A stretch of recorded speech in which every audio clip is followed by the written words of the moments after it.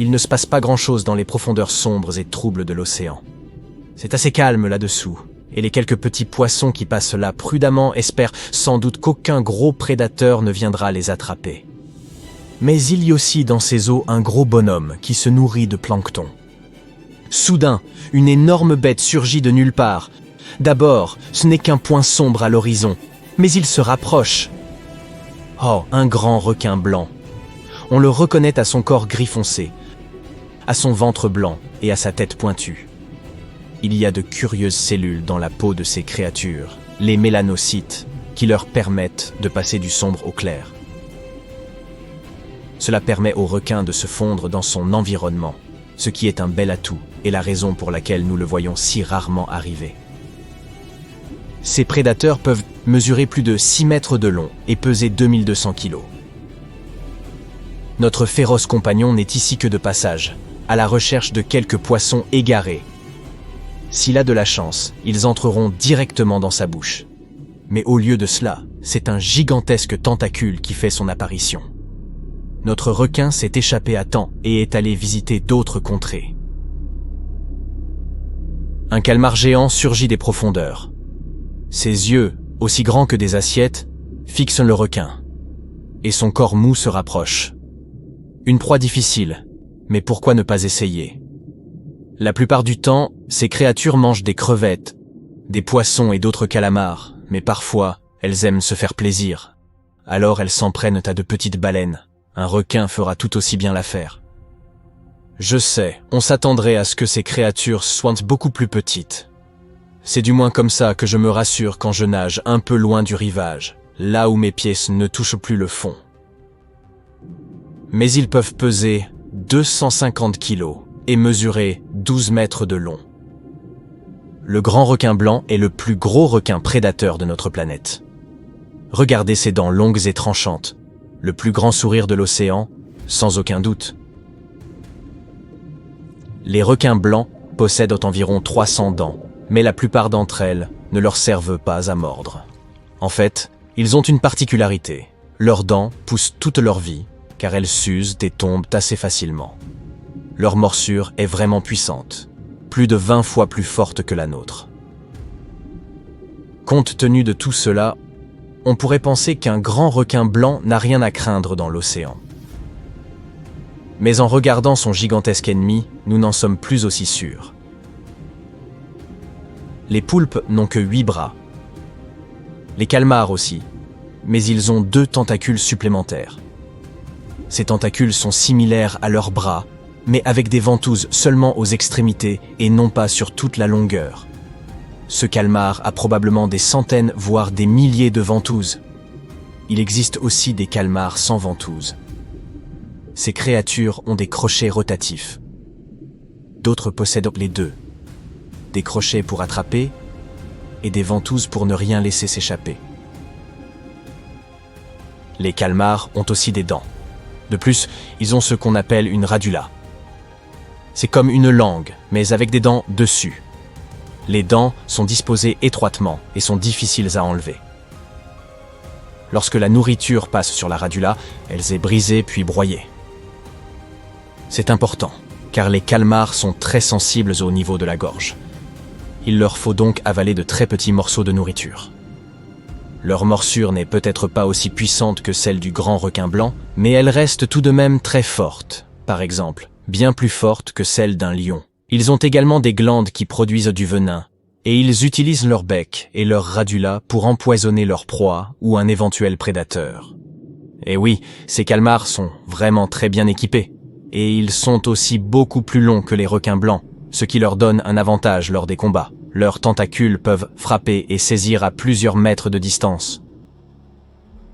Les calmars géants vivent généralement à une profondeur de 900 mètres, tandis que les requins blancs préfèrent rester à environ 200 mètres sous la surface.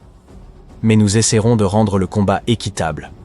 Disons qu'ils se rencontrent dans un territoire où la pression de l'eau ne blessera ni ne dérangera ni l'un ni l'autre de ces animaux. Le grand requin blanc tourne autour du calmar.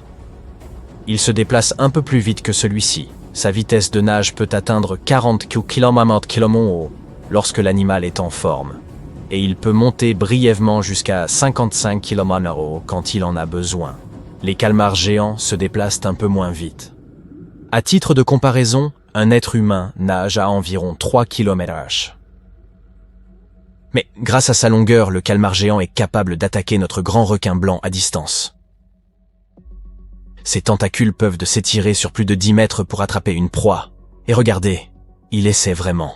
Mais ce n'est pas si facile. Non seulement le requin blanc est grand et rapide, mais il a aussi des capteurs appelés ampoules de Lorenzini. C'est un bon outil pour détecter les proies et pour rester en sécurité dans l'océan. Mais le calmar n'est pas là pour blaguer. Il a activé son mécanisme de défense et craché une encre épaisse et noire. Notre grand requin est aveugle. L'encre est comme un écran de fumée, ce qui donne au calmar suffisamment de temps pour s'échapper. Le requin ne peut plus voir son adversaire. Le calmar se rapproche et sa victime ne sait plus où donner de la tête. Mais ce n'est pas terminé. Même si le grand requin blanc réussit à attraper le calmar, ce dernier peut détacher certaines parties de son corps pour se protéger. Il peut en perdre jusqu'à 10, et le requin 0. Ces prédateurs ne peuvent pas perdre de parties essentielles de leur corps, car ils ne survivront pas. Et regardez, le calmar finit par s'accrocher au requin. Ses ventouses et son bec aiguisé rendent la fuite impossible. Ils disparaissent tous les deux dans un nuage d'encre. Le grand requin blanc dans l'un des rares combats qu'il peut perdre. Et le calmar géant prêt pour de nouvelles conquêtes à travers l'océan. Les calmars géants sont des monstres parfaits. Dans les légendes, il y a souvent des combats entre les humains et les créatures marines. Jadis, les marins norvégiens racontèrent des histoires sur les monstres qu'ils rencontraient lors de leurs voyages en mer. Au fil du temps, ces bêtes mythiques ont pris l'aspect d'îles géantes munies de bras innombrables. Et n'oublions pas le kraken. C'est un monstre légendaire des histoires scandinaves. Il ressemblait à une île, et c'est ainsi qu'il trompait les marins. Les légendes racontent que la créature utilisait ses longs tentacules pour attraper les navires et les faire sombrer. Et vous souvenez-vous du roman de Jules Verne, 20 000 lieues sous les mers, qui décrit une rencontre entre un navire et un calmar géant?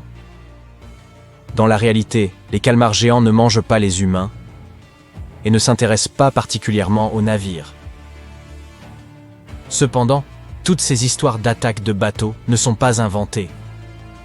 Les témoignages abondent. Par exemple, dans les années 30, un animal a attaqué un pétrolier norvégien, le Brunswick, 3 fois. Et oui, il s'agissait bien d'un calmar géant. Heureusement, le calmar n'a pas pu s'accrocher à la coque en acier du navire, et il a fini par se prendre dans les hélices. Mais même si tout est rentré dans l'ordre, quelle horreur de voir ce monstre gigantesque tenter de faire couler le navire qui vous porte.